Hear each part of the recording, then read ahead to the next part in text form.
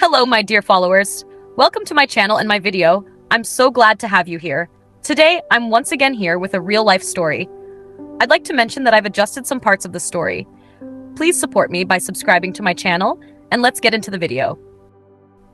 Hello, my name is Diana. I'm 18 years old. I grew up in an orphanage on the outskirts of the city. This story is not just about that old building and its corridors. This is about how I tried to find a path for myself while walking through the darkness.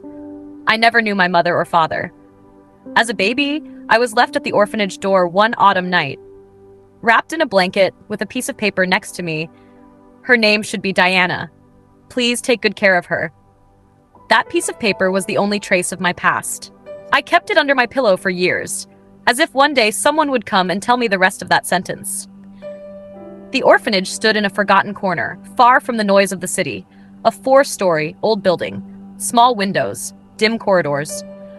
But we children held on to each other. We laughed together. We cried together.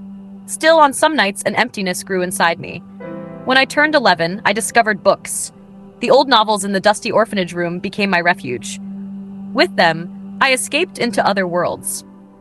But during those years, some things made it harder to escape. There was a man in the orphanage. His name doesn't matter. He was a middle-aged worker there. To everyone, he seemed polite, but there was something in his eyes. A cold, calculating look. He often approached children under the excuse of helping. Most of the time, no one noticed. But I did. When I turned 12, those moments began. One evening, I was alone in the library room. I had been told to organize the books. He came in, closed the door. "Let me help you," he said, but it felt like he was expecting something. He came closer, too close. I felt his hand. My heart was pounding. My breath caught. I didn't know what to do. I just froze. I told no one because I was scared. Who would they believe? An orphan girl or a respectable man? From then on, I avoided the places he went. I never went to the library alone. Inside, a voice whispered, "Hold on, Diana." But sometimes even that voice wasn't enough. When I turned 14, he left the orphanage. I don't know why. Maybe someone noticed.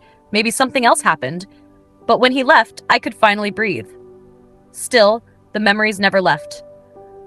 At 18, I left the orphanage. In the city, I found a job at a small tailor's workshop. Working with needle and thread calmed my mind. Each stitch felt like it was closing up those wounds. But at night, those memories sometimes returned. In my dreams, that dim library, the sound of that door closing.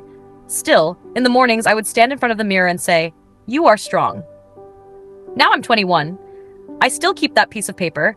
Her name should be Diana. Maybe one day, I'll find my own place in this city. Maybe one day, I'll tell someone else, "Hold on, you can do it too."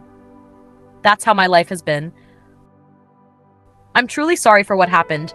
I hope that man faces his punishment one way or another. People like him deserve the harshest punishment immediately, but that's life.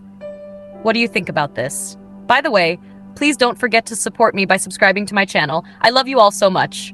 Take good care of yourselves, my dears. Goodbye.